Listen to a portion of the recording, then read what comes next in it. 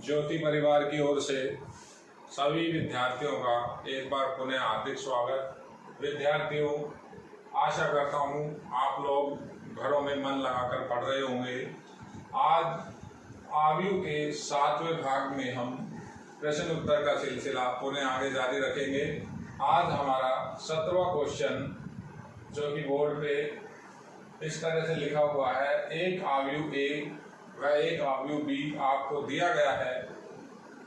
कहता है तो आयु सी ज्ञात कीजिए और एक कंडीशन दी हुई है सी के लिए, a + 2b + c = 0 आयु।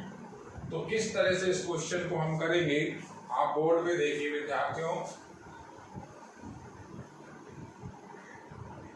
काफी आसान सवाल है।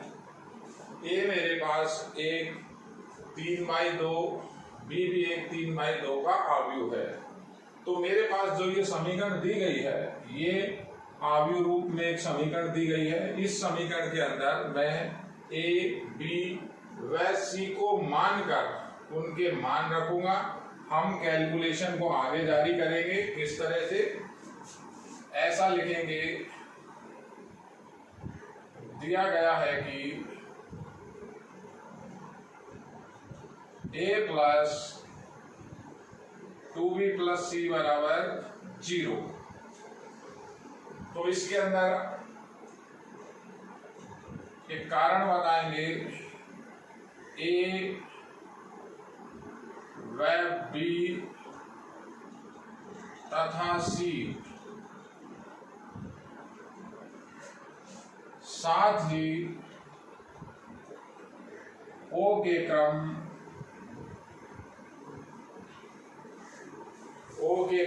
कैसे होंगे विद्यार्थियों? समान होंगे। कारण a + 2b + c यानी ये तीनों आव्यों का योग है। योग किस तरह से है? इस b आव्यू को 2 से गुणा करेंगे। अगर इन तीनों आव्यों का योग संभव है तो निश्चित रूप से तीनों के क्रम समान होंगे। इनके योग करने पर एक नया आयु प्राप्त होगा तो निश्चित रूप से उसका क्रम भी समान होगा। तो जो ये 0 आयु है, इसका क्रम भी ए, बी व सी के जैसा ही होगा। तो मैंने लिखा ए, बी तथा सी साथ ओ के क्रम समान होंगे। तो मैं ऐसा मान भी सकता हूं कि जो मेरा सी आयु है, जो मेरा सी आयु बनेगा, उसका क्रम जैसा ए का, जैसा बी का, वही क्रम आपके सी आयु का होगा। तो मैंने इसे एक 3/2 का आयु मानना है। उसके बाद इस इक्वेशन के अपन वैल्यू रखेंगे। आगे कैलकुलेशन से ये सी का मान हमें मिलेगा। तो सी आयु में इस तरह से मान सकता हूं, alpha beta gamma p q are. ये 0 आयु। तो इस इक्वेशन के अंदर अगर हम मान रखें तो हमारे पास आगे मान रखने पर +2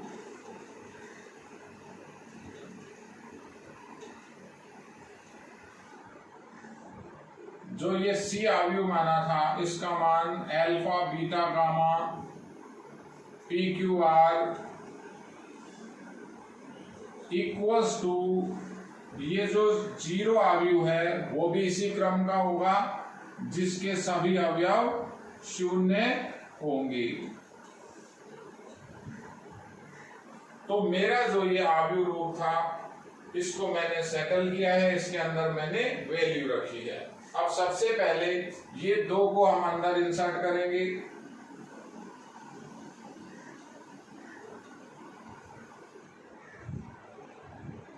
तो ये 2 जिस तरह से अंदर हर मेंबर से जाकर के गुणा होगा,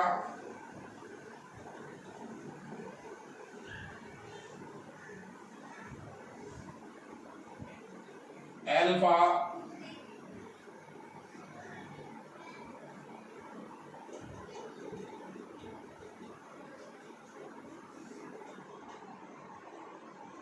बराबर 0 आव्यूह 3/2 का। विद्यार्थी ध्यान दीजिए, ये तीनों आव्यूह समान क्रम के हैं, इनका अब हम आपस में एडिशन करेंगे। एडिशन करने के बाद जो एक बराबर में आपको 3/2 का आव्यूह दिया गया है, इस आव्यूह से तुलना करेंगे। तो मैं इन तीनों का एडिशन करूं तो मेरे पास जो नया इक्वेशन मैट्रिक्स रूप में आएगा वो इस तरह से होगा, अल्फा प्लस 5, ये आपका आएगा 4 प्लस बीटा, 1 प्लस गामा। देखिए आप 3 माइनस 2 प्लस गामा किया।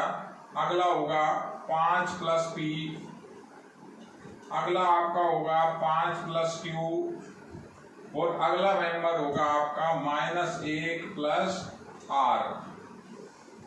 सावधानी से देखिए, ये भी आपका जो आव्यूह है इसके अंदर 3 पंक्ति, पहली, दूसरी, तीसरी और 2 स्तंभ में, तो इसका क्रम भी लिखना चाहें तो लिख सकते हैं 3/2 बराबर 1 3/2 का 0 आव्यूह, ये 3/2। तो मैं आपको पहले भी कई बार यही चीजें बता चुका हूं कि जब दो आव्यूह समान होते हैं तो उनके अंदर हम संगत अवयवों की तुलना कर सकते हैं, संगत अवयव हमें प्राप्त हो सकते हैं। तो ऐसा मैं यहां लिख रहा हूं, दोनों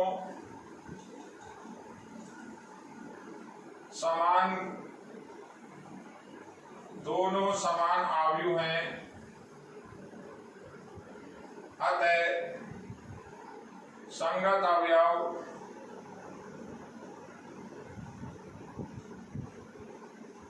तुलनात्मक रूप से समान होंगे। संगत अवयव तुलनात्मक रूप से समान होंगे। अब तो कंपेयर करें तो इस तरह से हमारे पास अलग अलग संबंध बनेंगे। अल्फा प्लस 5 की वैल्यू ये 11 नंबर इस 11 नंबर के इक्वल होगा, ये 12 नंबर इस 12 नंबर के इक्वल होगा।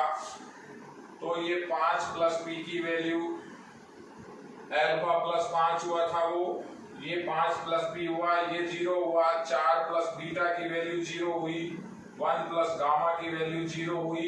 इसी प्रकार से 5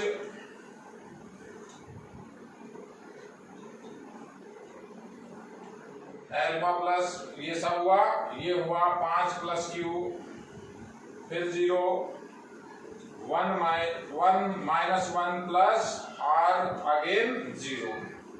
तो ये सबसे इक्वल करें तो हमारे पास कंपेयर कराएंगे तो अल्फा की वैल्यू आई 5, इसी तरह से बीटा की वैल्यू आई -4, गामा की वैल्यू आई -1, पी की वैल्यू आपकी, इसको इधर ट्रांसफर करेंगे -5, क्यू की वैल्यू आपकी -5 और पुनः आर की वैल्यू 1 प्राप्त हुई। ये 6 के थे जो मान आपके प्राप्त हुए। इसे मैं ये जो सी माना हुआ है इसके अंदर रख सकता हूं। मेरा सी जो आपका 3/2 का आव्यूह है वो प्राप्त होगा। तो ये सभी मान समीकरण, ये समीकरण 1 दे देते हैं। समीकरण 1 में रखने पर, तो समीकरण 1 के अंदर मैं अगर ये मान रखता हूं तो जो मेरा आंसर बनेगा, जो मेरा आंसर सी मैट्रिक्स होगा वो इस तरह से होगा, -5 -4 -1, ये अल्फा बीटा गामा, इसी तरह से -5, पी की वैल्यू, क्यू की वैल्यू अगेन -5 और आर की वैल्यू 1। तो ये जो सी आपका बनेगा ये भी 3/2 का होगा, ये आपका आंसर। तो क्वेश्चन नंबर 17 काफी इजी है। इसके बाद विद्यार्थियों आप देखिए क्वेश्चन नंबर 18।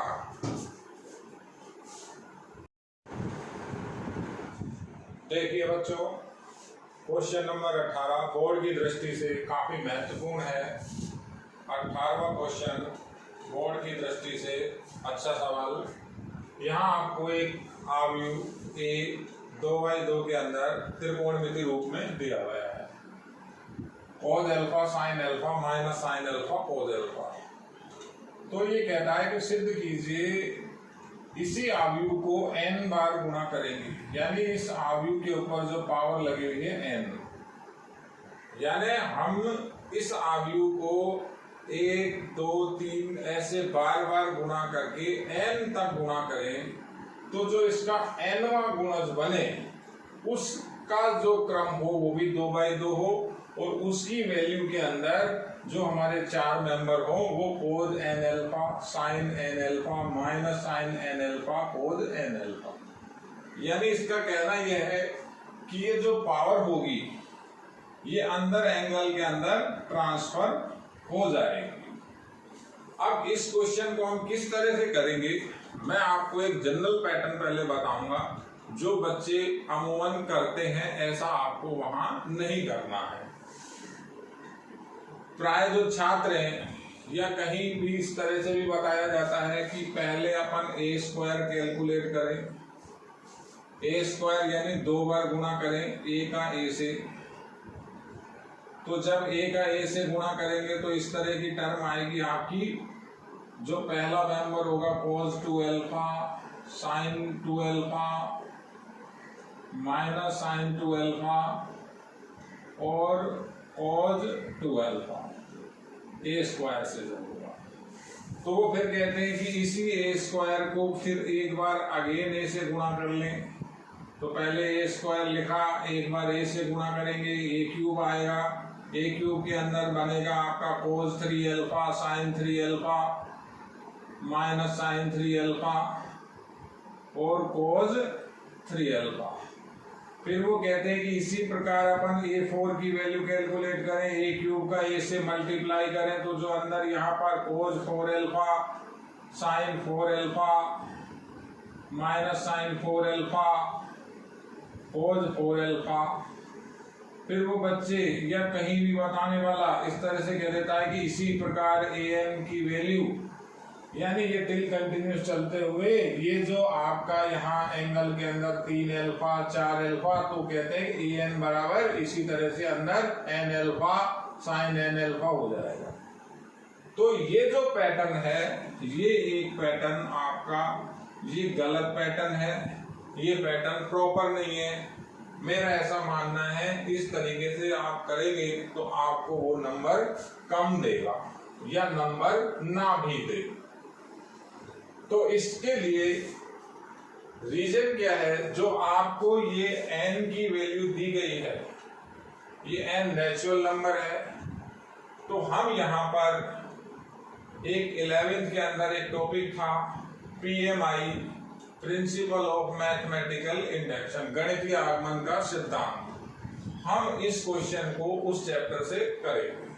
तो एक बार मैं आपको पहले उसके लिए कॉन्सेप्ट बताता हूँ, क्योंकि काफी टाइम हो गया इस चैप्टर को पढ़े हुए भी। हमें क्या करना है, जो भी हमारे पास क्वेश्चन दिया हुआ है इस क्वेश्चन को एक कथन मान के काम करना है। कथन यानी जो हमारे पास ये a दिया हुआ है, ये तो आपके पास एक गिवन वैल्यू है, ये आपसे कहता है कि इसे आपको प्रूव करना है। तो प्रूव करने के लिए इसके अंदर जो वेरिएबल है, जो इसके अंदर चर राशि है वो है n। तो इस कथन का नाम हम Pn मान सकते हैं, n के ऊपर डिपेंड कर रहा है। तो जब इस तरह का आपका कोई स्टेटमेंट या इक्वेशन Pn की फॉर्म में हो जाती है, तो जो PMI है, जो गणितीय आगमन सिद्धांत है, PMI यानी गणितीय आगमन सिद्धांत ऐसा बताता है कि सबसे पहले हमें सिद्ध करना है P1 सत्य है, यानी आपको इसको करेक्ट प्रूव करना है। फिर ये मानना है, मान के काम करेंगे। माना कि P के यानी इस n को k से रिप्लेस करें, मान लिया कि ये भी सत्य है, तो सिद्ध करें।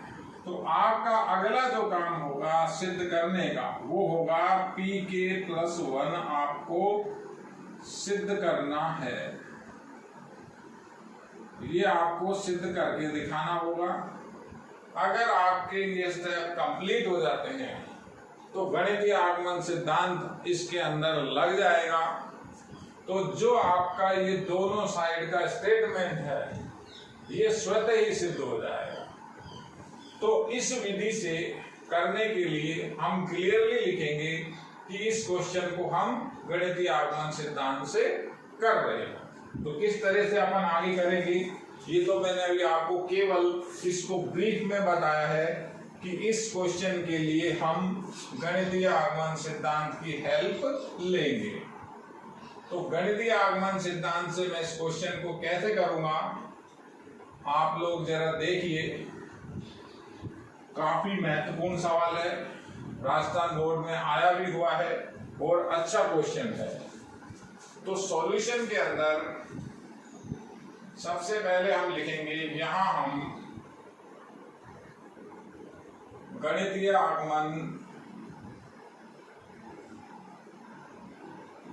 आगमन सिद्धांत यानी PMI का उपयोग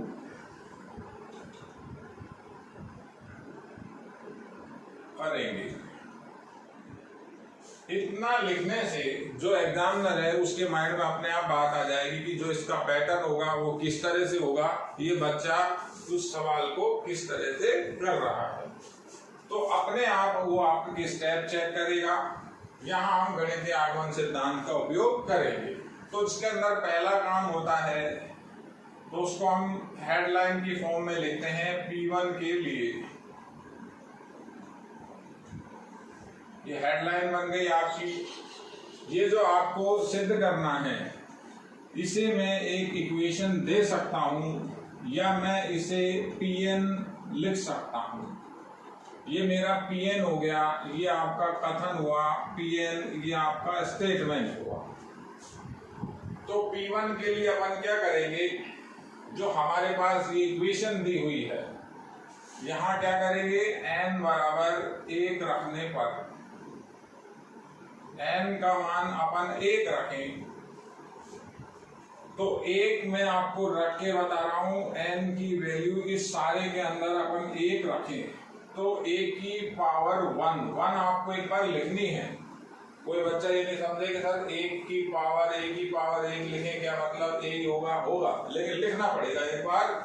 और यहाँ आया cos 1 alpha sine 1 alpha minus sine 1 alpha cos 1 alpha.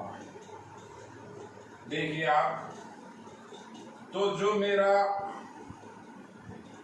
A1 आएगा वो A बराबर ये पावर 1 हुई 1 हो गया,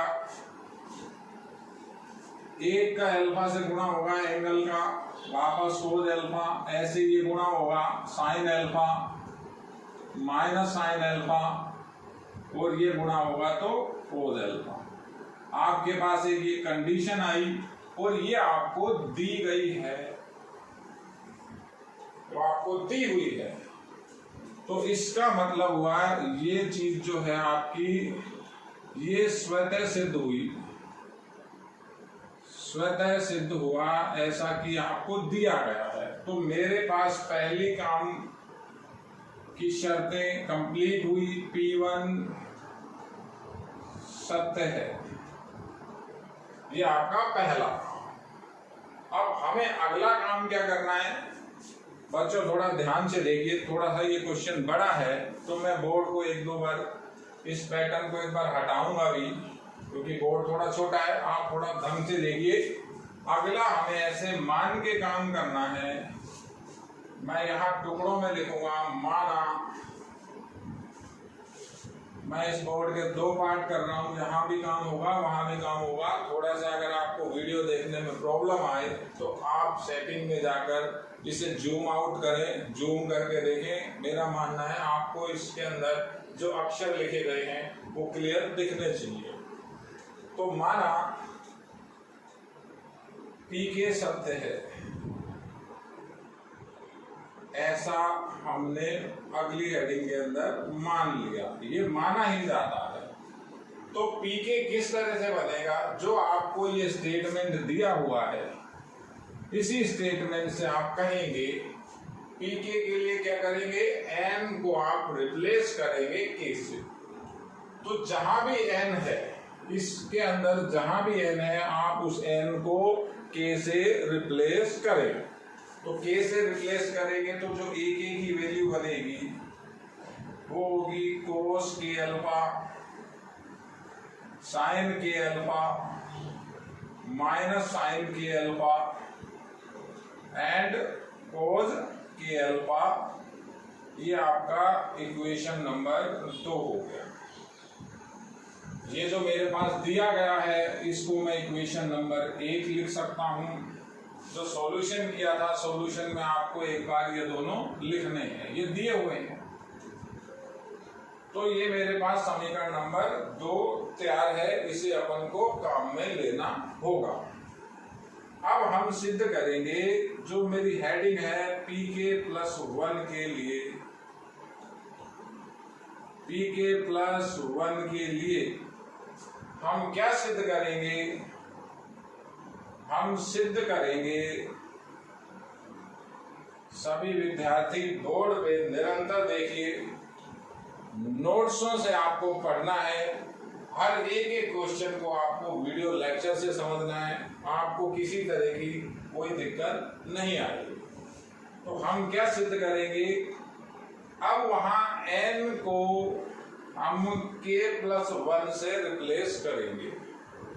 तो a की पावर k+1 बराबर a की पावर k+1 बराबर कोज n की जगह हर जगह k+1 होगा, k+1 alpha sine k+1 alpha minus sine k+1 alpha और कोज k+1 अल्फा। ये नंबर मैंने 3 दे दिया। नंबर 3 मुझे सिद्ध करना होगा।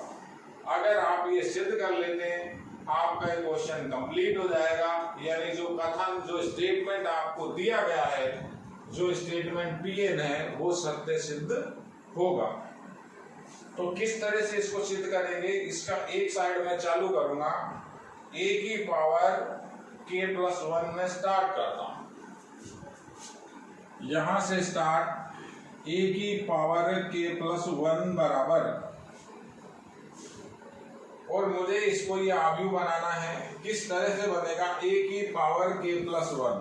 अब सबसे पहले तो ये बात करते हैं कि इस आधार के ऊपर ये 2 पावर का एडिशन है।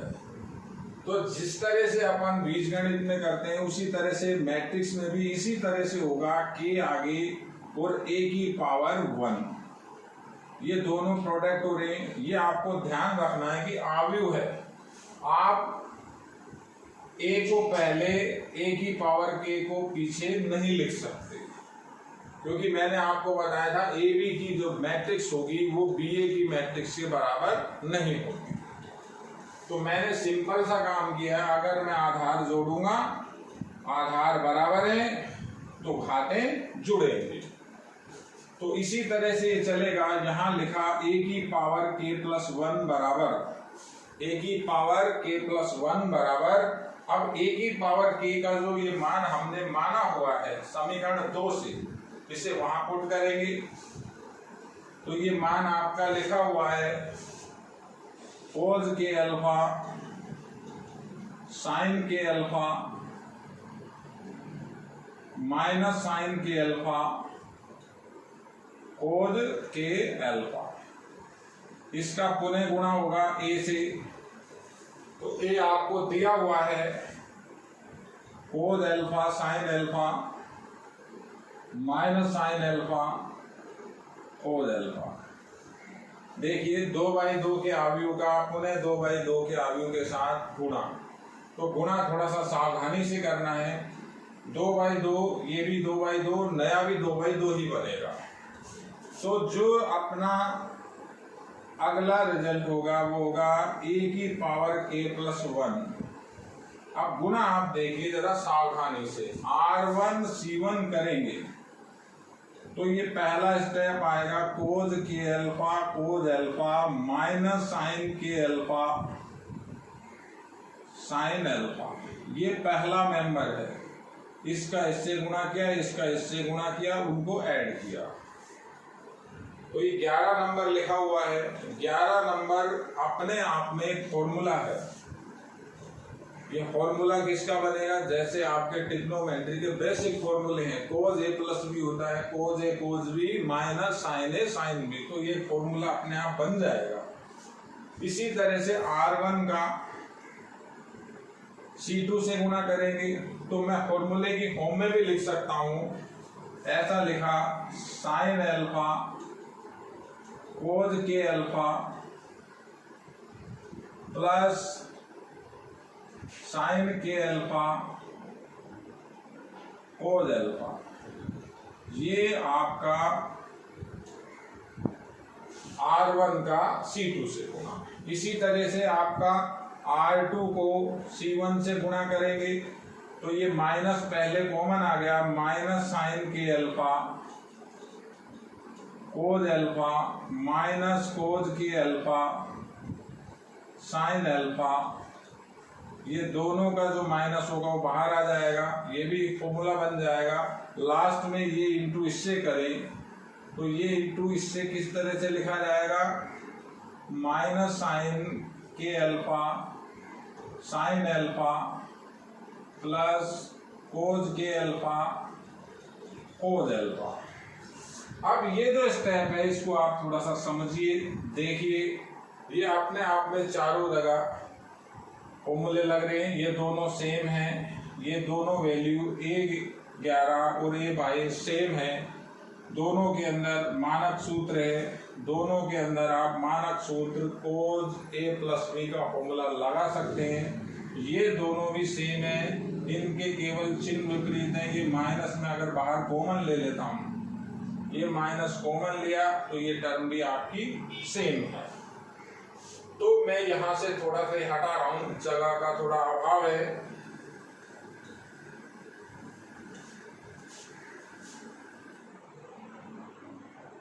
देखिए विद्यार्थियों, बोर्ड की तरफ एक बार पुनः, अब या तो आप उसे ऐसे साइड में फॉर्मूले बताइए कि आप कौन से इसके अंदर फॉर्मूले लगा रहे हैं। मेरे पास कोज ए प्लस बी लगेगा, कोज ए कोज बी माइनस साइन ए साइन बी, यहां लग रहा है, यहां लग रहा है, अच्छी तरह आप देखिए। और एक फॉर्मूला लगेगा साइन ए प्लस बी, तो साइन ए प्लस बी हुआ साइन ए कोज बी प्लस कोज ए साइन बी, ये आप साइड में लिख सकते हैं। ये फॉर्मूले मैं इस a की पावर k प्लस 1 के अंदर लगा रहा हूं, तो मेरे पास ये साइड में लिखने हैं, a की पावर जो k प्लस 1 बनेगा वो किस तरह से बनेगा, ये आपका हो जाएगा कोज, ये एंगल a हुआ, ये b हुआ। किसी भी तरह से आपको कोई डाउट नहीं रखना है, a और b देखने हैं यहाँ से। तो ये जो आपका हुआ k अल्फा प्लस अल्फा, इसी तरह से अगला जो फॉर्मूला हुआ वो अगला फॉर्मूला हुआ साइन के अल्फा प्लस अल्फा। ये जहां अपन 12 नंबर लिखेंगे, सॉरी 21 नंबर जो लिखेंगे, इनमें से माइनस कॉमन आ जाएगा, तो माइनस साइन के अल्फा प्लस अल्फा, और ये अगेन कोज के अल्फा प्लस अल्फा।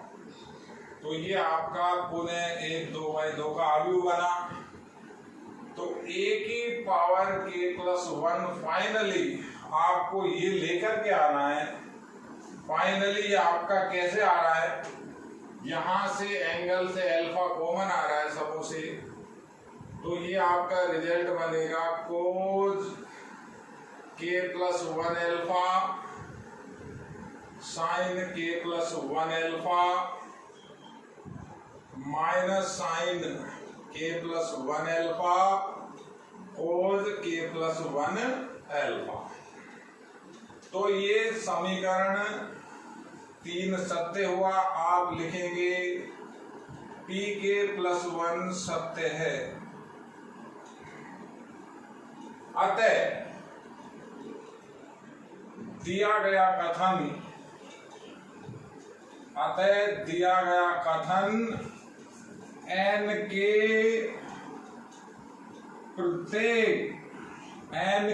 प्रत्येक धनात्मक पूर्णांक के लिए n के प्रत्येक धनात्मक पूर्णांक के लिए सत्य होगा। अतः an बराबर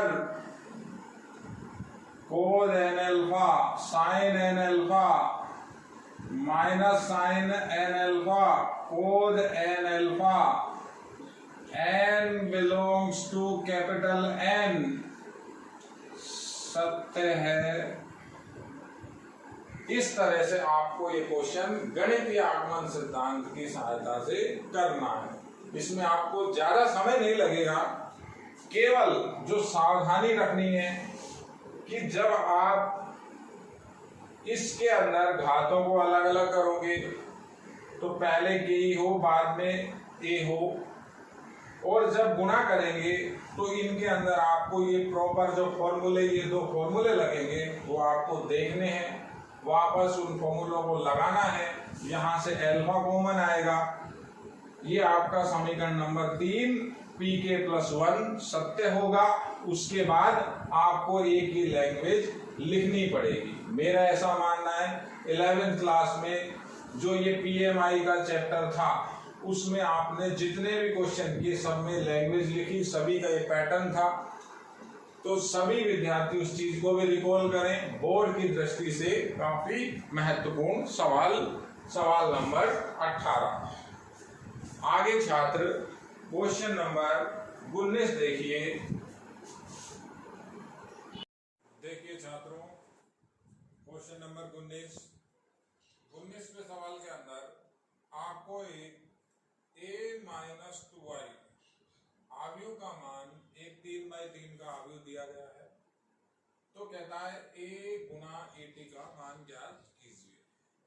तो सबसे पहले हम a का मान ज्ञात करेंगे। किस तरह से करेंगे, इसी कॉन्सेप्ट को आगे चलाएंगे। आपके पास दिया हुआ है, हल निकाला, a माइनस 2i बराबर -1 2 -3 -2 1 1 3 -1 0। तो जो a की वैल्यू होगी ये माइनस का 2i उधर प्लस 2i ट्रांसफर हो जाएगा। -1 -2 3 2 1 -1 -3 1 0 प्लस 2i। तो इस आव्यूह के अंदर ये एक नया आव्यूह 2i ऐड हो रहा है। एडिशन तभी होता है जब दोनों के क्रम समान हो। तो जो हमें i लेना होगा वो भी 3/3 का लेना होगा। तो 3/3 का एक आव्यूह लिखें, a -2 1 1 3 -1 0 प्लस 2i 1 0 0 0 1 0 0 0 1। a का मान कैसे निकालेंगे, ये दो अंदर इंसर्ट हो जाएगा, दोनों आव्यूह का हम एडिशन कर देंगे। तो पहले तो a आ जाएगा, उसके बाद a गुना at निकाल लेंगे। काफी इजी क्वेश्चन। तो a बराबर -1 2 -3 -2 1 1 3 -1 0 प्लस 2 0 0 0 2 0 0 0 2। तो मेरे पास a की जो वैल्यू आई,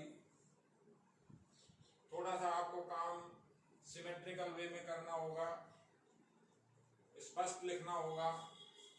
तो अपन एडिशन करें तो ये आपका आया 1 -2 3 2 एडिशन हुआ 3, ये अगेन 0 -1 -3 1 एंड 2,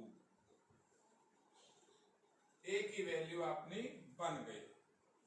अब आपसे कहता है a इंटू एटी ज्ञात कीजिए। तो इस तरह का क्वेश्चन हम पहले भी कर चुके हैं। a80 बराबर, पहले a लिखें, ये a लिखा हुआ है आपका 1 2 -3 -2 3 1 और 3 -1 2 a हुआ। अब 80 लिखें तो मैंने 3x3 का एक मैट्रिक्स बनाया, इसके ऊपर यहां ट्रांसपोज लगा दिया, यानी इसके अंदर वापस मैं a की वैल्यू पुट करूं 1 2 -3 -2 3 1 3 -1 2 a इंटू 80 इक्वल्स टू, ये इसी तरह से रहेगा 1 2 -3 -2 3 1 3 -1 एंड 2। तो 80 के लिए वो t की वैल्यू आप कैसे हटाओगे, इस t यानी इस ट्रांसपोज को कैसे रिमूव करोगे, आपको रो और कॉलम को एक बार इंटरचेंज करना होगा। R1 को C1, R2 को C2, R3 को C3 लिखें तो किस तरह से लिखा जाएगा, R1 1 -2 3 इधर, R2 R3, ये दोनों अवयव 3x3 के हुए। 3x3 के अवयव का 3x3 के अवयव से जब गुणा करेंगे नया अवयव भी 3x3 का बनेगा। लेकिन गुणा में आपको थोड़ी सावधानी रखनी पड़ेगी, किसी तरह की कोई जल्दी नहीं करनी है। अगर किसी भी बच्चे को गुणा में प्रॉब्लम है तो मैं बहुत जल्दी कर दूंगा, लेकिन फिर भी आप लोगों को समझाने के लिए मैं इसको स्लो करके बताता हूं कि इस अवयव का इस अवयव से गुणा कैसे होगा। देखिए a80, पहला मेंबर आपको यहां R1 लिखना है, पहला मेंबर R1 का गुणा C1 से करना है, यानी आपको यहां R1 C1 11 नंबर आपको पहले लिखना है। तो अगर किसी बच्चे को ऐसा लगता है कि सर मुझे गुणा करने में प्रॉब्लम आती है, तो उसी बच्चे के लिए कि वो रफ में गुणा करके देखे, कहीं भी रफ जगह बनाए। बार बार हम रफ में भी पीछे काम करते हैं तो वापस आने में बड़ी प्रॉब्लम आती है। कोशिश कीजिए, आप जैसे जैसे कैलकुलेशन को स्ट्रॉन्ग करेंगे आपकी कैलकुलेशन स्ट्रॉन्ग होगी, यानी जितनी आप प्रैक्टिस करेंगे उतनी आपकी कैलकुलेशन अच्छी होगी। किस तरह से गुणा होगा, R1 का C1 से गुणा करें। R1 C1 देखिए 1 माइनस माइनस प्लस 4 हुआ और 9 हुआ, तो ये कुल एडिशन 14 हुआ। दोबारा देखिए 1 4 5 और ये 3 और 3 9, 5 और 9 14। तो R1 C1 11 नंबर में लिखा, अगला 12वां नंबर है जहां मेरी उंगली रखी हुई है, तो R1 का C2 से गुणा करेंगे, ये 2 बना, ये -6 बना, ये -3 बना, तो 2 -6 -3, तो 2 -9 हुआ, माइनस का 7 हुआ। दोबारा बताता हूं, ये 2 बना, ये -6 हुआ, ये -3 हुआ, तो -6 -3 -9 प्लस के 2 माइनस का 7। बड़ा सिंपल है। बार बार आप अगर रफ में काम करेंगे तो आपको वापस आना, फिर वापस जाना, यानी 9 मेंबर आपको लिखने के लिए 9 बार उस पेज को पीछे आगे, यानी जो क्वेश्चन आपका इजीली थोड़ा सा समझ से हो सकता है तो उसे आप डायरेक्ट करिए, सावधानी से कैलकुलेशन कीजिए। इसी तरह से R1 का C2 से गुणा -3 -2 और 6, तो ये -3 -2 -5 हुआ, ये 6 हुआ, तो ये बना 1। जिस तरह से आप कैलकुलेशन सोच रहे हैं मैं भी उसी तरह से करूंगा। कैलकुलेशन चाहे टीचर हो चाहे स्टूडेंट्स हो, सबकी स्पीड उसमें लगभग सेम होती है। समझाने का पैटर्न अलग अलग हो जाता है, कैलकुलेशन कई बार हमसे भी कुछ गलती हो जाती है तो बच्चा पहले ही बता देता है सर यहाँ आपने गलती की। तो आप भी देखिए कि कहीं कोई मिस्टेक ना हो। R2 का C1 से गुणा 2 -6 और -3, तो -6 -3 -9 हुए और ये 7 हुआ, तो -7 ये फिर अगेन आया। दोबारा 2 -3 का 2 से गुणा -6 और ये आपका आया -3, तो -6 + 2 7।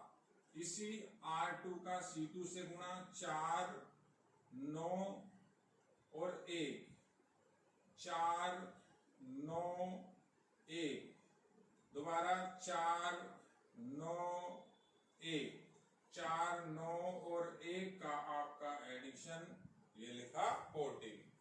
R2 का फिर C3 से -3 का 2 से गुणा 6 -6 -3 और ये -3 ये बचा, -2 ये बचा, -5। इसी तरह से अब ये R3 बचा, तो R3 में लिखा जाएगा, R3 का गुणा हम करेंगे C1 से, तो -3 -2 और ये आपका बना 6, तो -5 और 6 आपका फिर 1 आया। इसी R3 का C2 से गुणा, यानी 32 नंबर के अंदर लिखा जाएगा, 32 नंबर की जगह है R3 C2,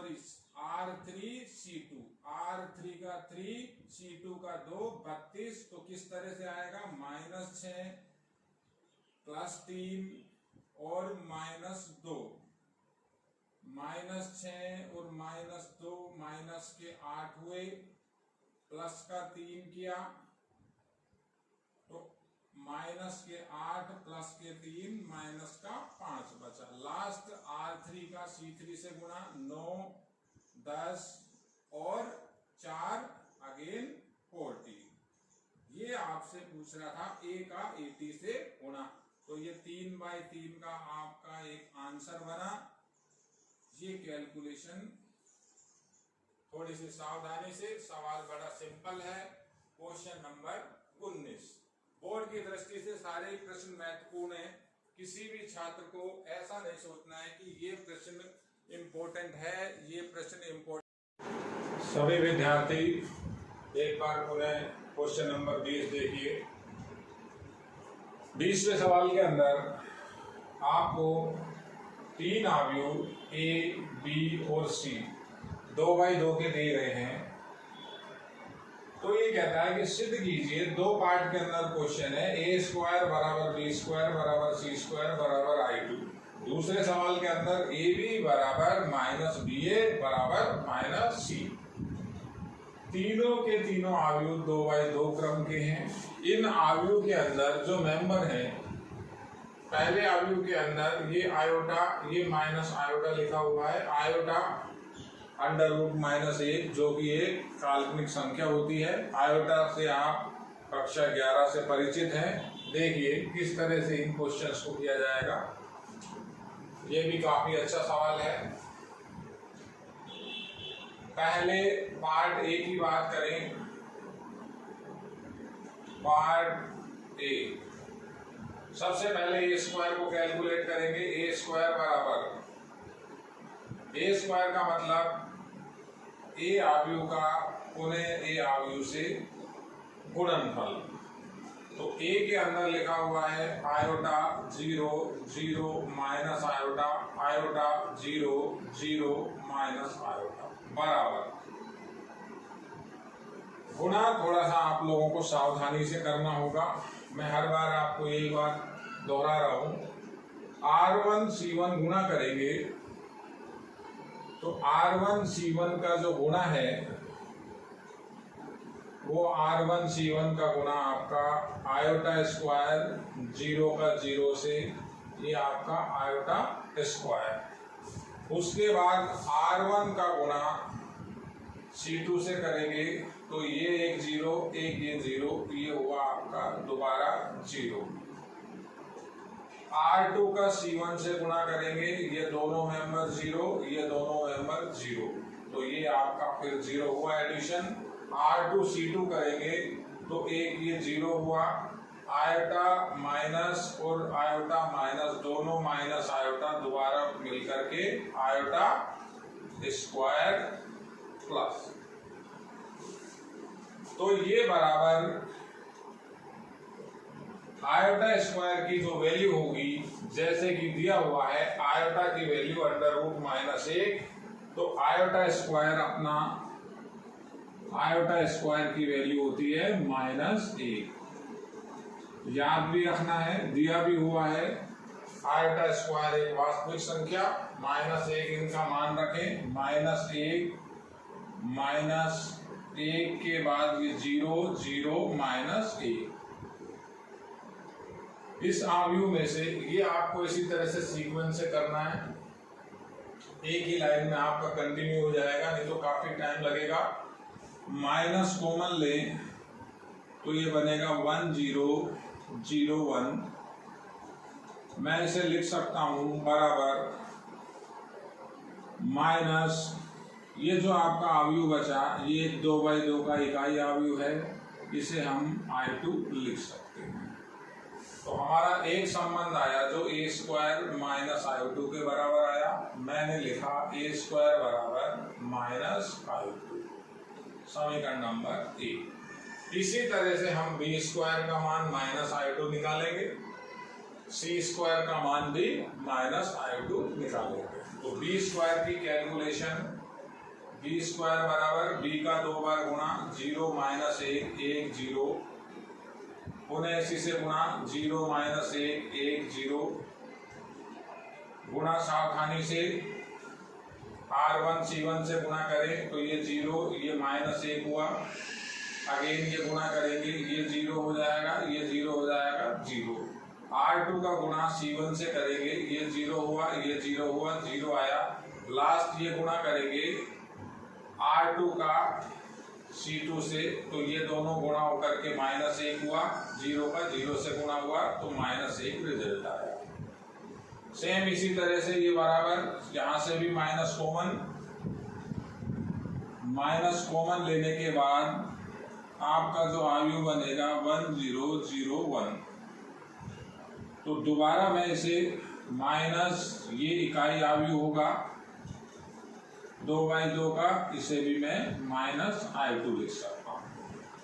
तो मेरे पास एक दूसरा समीकरण आया b² बराबर -I2 नंबर 2।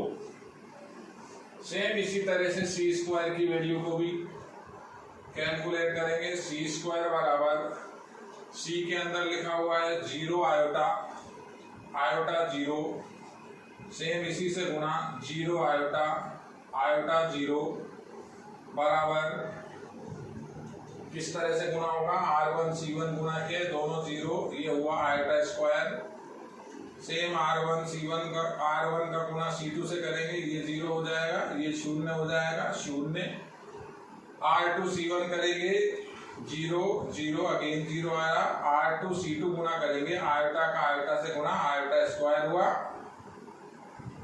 और 0 का गुणा 0 से हुआ था 0 हुआ। तो वापस आयोटा स्क्वायर की वैल्यू रखी -1 0 0, आयोटा स्क्वायर की वैल्यू -1, पुनः माइनस कॉमन लिया, आव्यूह बना 1 0 0 1, तो ये आपका बराबर माइनस, ये पुनः आपका I2 बना। तो मेरे पास एक तीसरा समीकरण आया c² बराबर -I2 नंबर 3। सभी एक बात ध्यान से देखिए, समीकरण 1, समीकरण 2, समीकरण नंबर 3, a² बराबर -I2, b² बराबर -I2, c² बराबर -I2, तो ये समीकरण नंबर 1 2 3 से हमारा भाग नंबर 1 सत्य सिद्ध हुआ। ऐसा लिख सकते हैं by 1 2 and 3 हम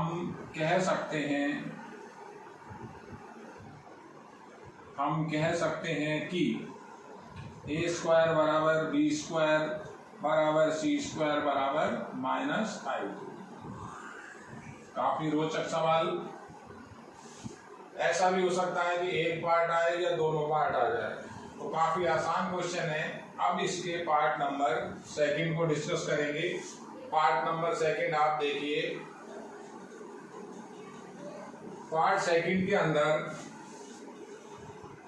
ए बी की वैल्यू माइनस बी ए के बराबर और माइनस सी के बराबर हमें प्रूव करनी है। तो पार्ट सेकंड के लिए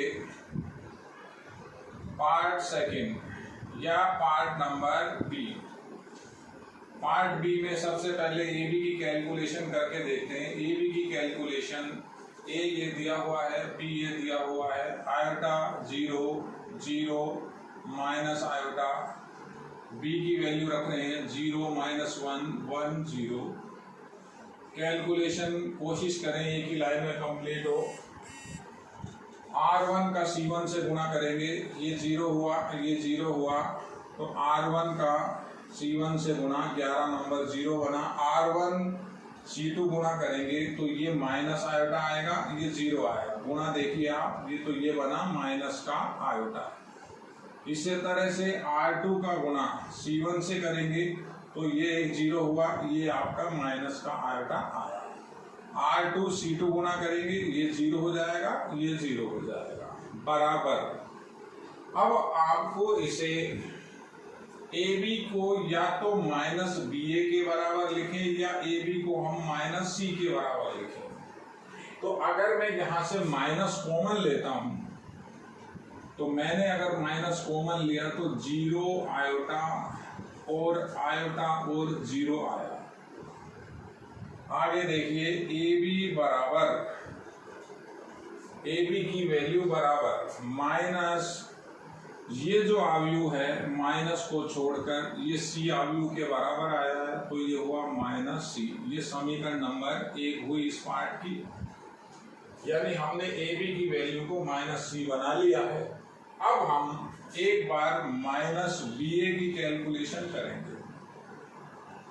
माइनस BA को आपको लिखना भी इसी तरह से है, पहले माइनस, उसके बाद B आव्यूह 0 माइनस 1 1 0,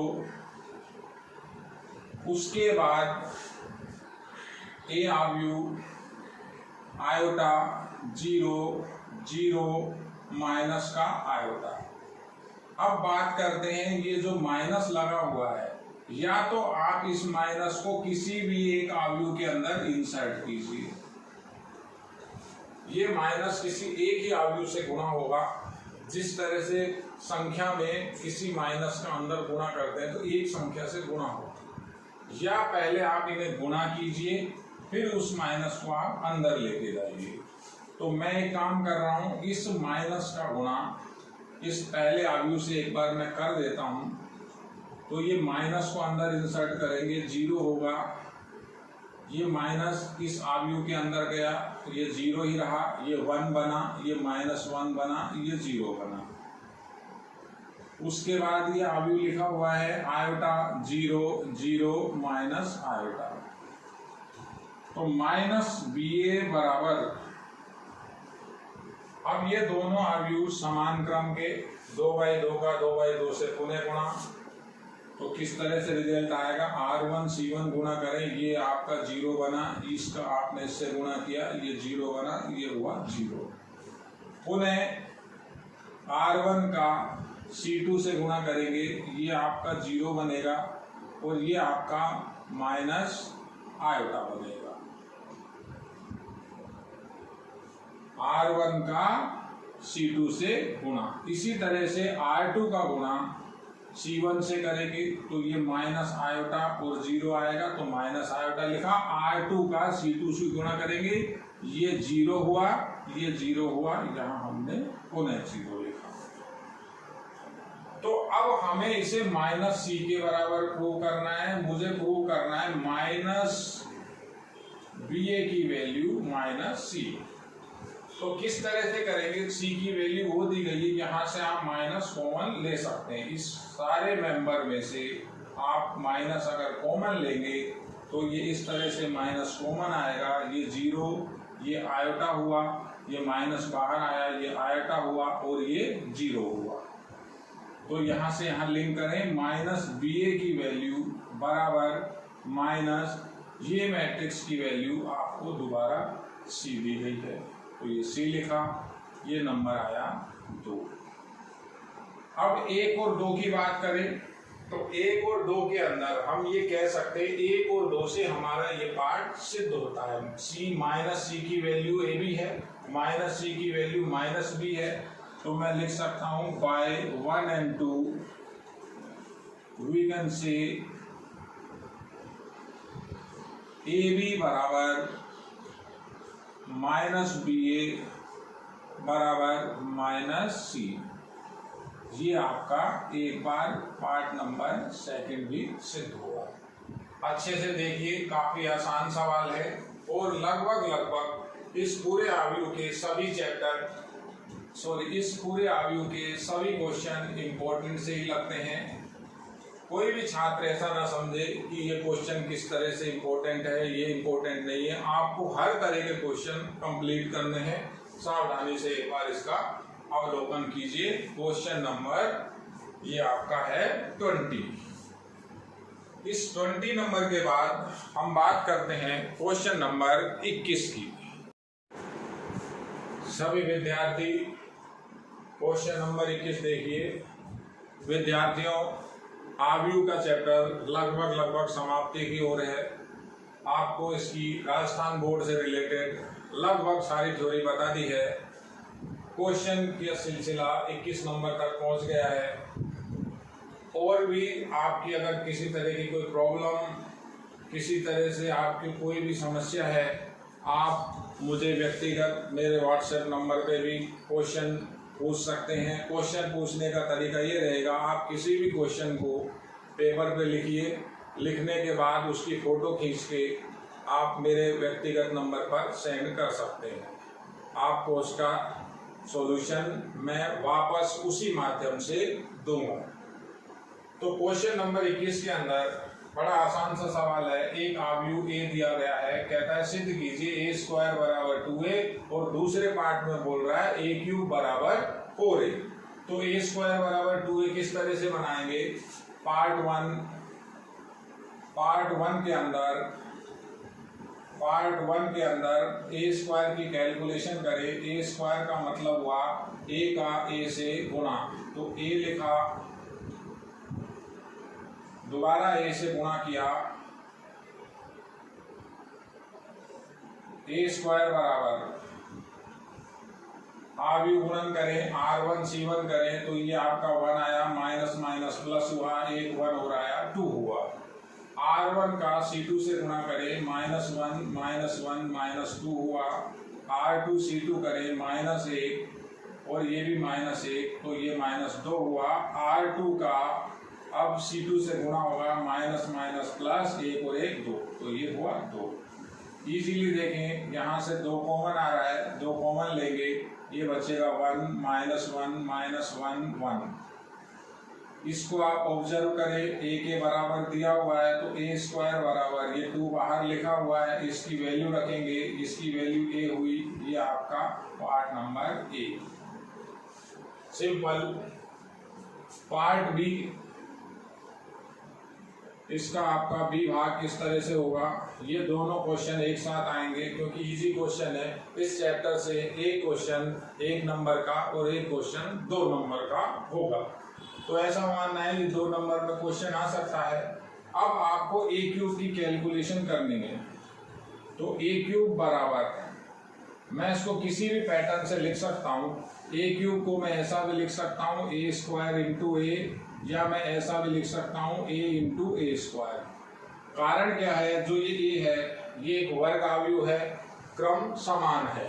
अब आप या तो यहाँ वैल्यू पुट करें या यहाँ वैल्यू पुट करें। आपने जैसे लिखा A³ बराबर A² इंटू A, तो इसी पैटर्न से चलेंगे। A³ बराबर A² की वैल्यू आपने अभी निकाली है, जो A² की आपने ये वैल्यू निकाली है, आप इसको समीकरण डाल सकते हैं। यहाँ जैसे मैंने इसको समीकरण नंबर 1 दिया, क्योंकि दोनों सवाल कंबाइंड आएंगे, तो मैंने इस ए स्क्वायर की वैल्यू यहाँ से लिखी 2 -2 और 2, और वापस ए की वैल्यू लिखी 1 -1 और 1।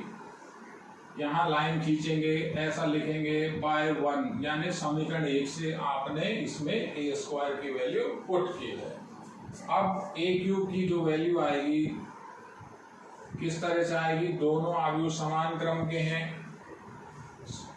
और वर्ग अवयव भी हैं, तो इनका गुणा भी समान क्रम का ही वही वर्ग अवयव प्राप्त होगा। ये 2/2, ये 2/2, तो नया भी 2/2। किस तरह से आएगा, R1 C1 गुणा करेंगे तो ये 2 हुआ, ये माइनस माइनस प्लस हुआ, तो ये आपका हुआ 4। इसी तरह से R1 C2 गुणा करें तो ये माइनस का 2 और ये माइनस का 2 मिलकर के माइनस के 4 हुए। R1 का C1 C2 से गुणा किया, R1 में लिखा। अब R2 का C1 से गुणा करें तो -2 और ये गुणा -2, फिर -4 आया। इसी तरह से R2 C2 गुणा होगा, माइनस माइनस प्लस हो जाएंगे, तो 2 ये बना और ये 2 का 1 से गुणा किया, 2 ये बना, 2 और 2 फिर 4। तो ए क्यूब बराबर यहाँ से कॉमन 4 आ रहा है, तो बचेगा 1 -1 और 1। उन्हें देखें, वापस इस ए की वैल्यू को यहाँ रख सकते हैं। ये जो आपको अवयव 4 से गुणा दिया हुआ है ये ए के बराबर है, तो मैं लिख सकता हूँ ए क्यूब बराबर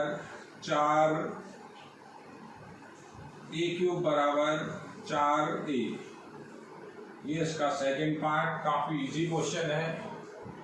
इसी तरह से आप क्वेश्चंस को देखते रहिए और घर पे अपनी मेहनत जारी रखिए। देखिए विद्यार्थियों, क्वेश्चन नंबर 22। इस क्वेश्चन के 3 भाग हैं, किसी भी एक भाग को पूछ सकता है। 1 नंबर के लिए आपको एक क्वेश्चन बता रहा हूँ। आपके पास AIJ के लिए फॉर्मूले दिए गए हैं, तो यहाँ वो किसी भी तरह से रिप्लेस कर सकता है। इस ए अवयव को आपको ज्ञात करना है। ये कहता है 2/2 का A बराबर AIJ ज्ञात कीजिए। क्रम भी बदल सकता है, काफी सिंपल है। कोई भी एक क्वेश्चन बोर्ड की दृष्टि से महत्वपूर्ण है। देखिए, कहता है 2/2 क्रम का एक अवयव A ज्ञात कीजिए। तो सॉल्यूशन किस तरह से करना है, सबसे पहले मैं इस A को लिख के छोड़ रहा हूँ। A बराबर AIJ 2/2, यानी 2 पंक्ति और 2 स्तंभ। तो पहले A को अपन बना लेते हैं। 2 पंक्ति 11 21, ये 2 पंक्ति बनाई है, पहली और दूसरी। एक स्तंभ बनाया है। अब दूसरा स्तंभ बनाए तो स्तंभ होगा दूसरा 12 22। देखिए, मानक रूप में मेंबर लिखे हैं। आपको अब यहाँ ये 4 मेंबर के लिए वैल्यू पुट करनी है। 2/2 का मैंने एक अवयव बना लिया। हर मेंबर को बनाने के लिए हर क्वेश्चन में फॉर्मूला दिया हुआ है। जैसे एक जनरल बात हो गई, पार्ट नंबर 1 इस तरह से करेंगे। AIJ की वैल्यू 2i - 3j है, तो A11 क्या मान निकलेगा, A11 मतलब I की वैल्यू 1, J की वैल्यू 1 यहाँ रखें, तो ये 2 - 3 बराबर -1 हुआ। इसी तरह से 12, I की वैल्यू 1, J की वैल्यू 1, तो ये हुआ 2, J की वैल्यू 2 हुई, 6 हुआ -4। इसी तरह से 13 नंबर, इसी तरह से 21 नंबर। अब I की वैल्यू 2 हो गई, तो ये 2 का 2 से गुणा 4, J की वैल्यू वापस 1 गुणा 3 हुआ, ये 1 आया। और 22 नंबर I की वैल्यू भी 2 रखी, J की वैल्यू भी 2 रखी, तो 4 - 6 ये आया आपका -2। ये चारों की चारों वैल्यू आपको वापस यहाँ रखनी है। तो इसका आंसर बनेगा A बराबर -1 -4 1 और -2। आंसर को आपको उसी प्लेसिंग पे लिखना है जो मेंबर निकालें 11, 12, 21 और 22 उसी स्थान पर आपको लिखना है। पहले पार्ट के अंदर इस तरह से काम करना है। ऐसे ही किसी भी तरह का क्वेश्चन हो, जनरल बात तो यहाँ तक है ही, तो दूसरे पार्ट को करें तो आपका पार्ट नंबर सेकंड यानी बी पार्ट, aij का फॉर्मूला दिया हुआ है i + j - 5। तो 11 नंबर आपका बनेगा 1 + 1 -5 -3। 12 नंबर बनेगा आपका 1 + 2, i का मान 1, j का मान 2, माइनस का 5 करेंगे आप -2। ऐसे ही आपका 21 नंबर बनेगा 2 + 1 -5 -2। और ऐसे ही आपका 22 नंबर बनेगा 2 + 2 -5 करेंगे। i और j की वैल्यू लिखनी है, केवल सिंपल काम है, तो ये आएगा -1। ये तीनों के, ये चारों के चारों मेंबर वापस इसी जगह रखे जाएंगे। तो a बराबर आपका बना -3 -2 -1। इसी तरह से पार्ट सी सोल्व होगा। इसके लिए aij का फॉर्मूला है i का j से सिंपल गुणा। i का j से गुणा करेंगे तो aij बराबर आपको यानी 11 नंबर 1 का 1 से गुणा 1, 12 नंबर वैल्यू आई 2, 21 नंबर वैल्यू आई दोबारा 2 और 22 नंबर की वैल्यू आई 2 का 2 से मल्टीप्लाई 4। ये वापस मान आपको यहाँ रखने हैं। तो आपका इस पार्ट का आंसर होगा a बराबर 1, 2, 2 और 4। ये 2/2 है, ये भी 2/2 है और ये भी 2/2 है। आपका ये रिजल्ट भी 2/2 है। हम इस जनरल एक आव्यूह की सहायता से तीनों के तीनों पार्ट कंप्लीट किए हैं। विद्यार्थियों, आव्यूह के कुल मिलाकर के आपके 7 भाग बनाए हैं। हर वीडियो लेक्चर को आप सावधानी से देखिए। मेरा ऐसा मानना है कि बोर्ड के स्तर के हिसाब से आपका ये चैप्टर कंप्लीट हो चुका है। फिर भी किसी छात्र की कोई भी समस्या है, जैसा कि पहले भी बता चुके, तो वो अपना कोई भी क्वेश्चन, अपनी कोई भी बात या अपना कोई भी डाउट व्हाट्सएप के माध्यम से मेरे पर्सनल नंबर पर उसका स्क्रीनशॉट या फोटो खींच के भेज सकता है। आपको उसका सॉल्यूशन उसी माध्यम से मैं वापस दूंगा। और भी आपकी कोई जिज्ञासा है, कोई बात है, आप स्कूल के कॉन्टैक्ट नंबर पर संपर्क कर सकते हैं। आपका ये आव्यूह का जो तीसरा चैप्टर है, मेरे बोर्ड के हिसाब से ये कंप्लीट है। फिर भी बुक के अगर कोई क्वेश्चन बचे हुए हैं तो वो आप मुझसे पर्सनली पूछ सकते हैं, या जब भी हम ऑनलाइन के छोड़ करके लॉकडाउन खत्म होगा, क्लासेस में बैठेंगे, तो भी आप वहाँ कंसल्ट कर सकते हैं। इस पार्ट को आप थोड़ा सा इतना हल्के में भी ना लें, क्योंकि ये चैप्टर, कुल चैप्टर 3 अंक का है। एक प्रश्न 1 अंक का और एक प्रश्न 2 अंक का होगा। इसी तीसरे चैप्टर को हम अब आगे एम्प्लाई करेंगे। हम अब इसके बाद अगले लेक्चर के अंदर चौथा चैप्टर, जिसका नाम है सारणिक डिटर्मिनेंट, उसमें एंटर करेंगे। वो चैप्टर भी काफी महत्वपूर्ण है। अब आपको इससे थोड़ा सा आपको उठ के ऊपर पढ़ना होगा। तीसरे के बाद चौथा और चौथे के बाद 5वां, ये चैप्टर हम सारे तीनों के तीनों चैप्टर एक ही क्रम में करेंगे।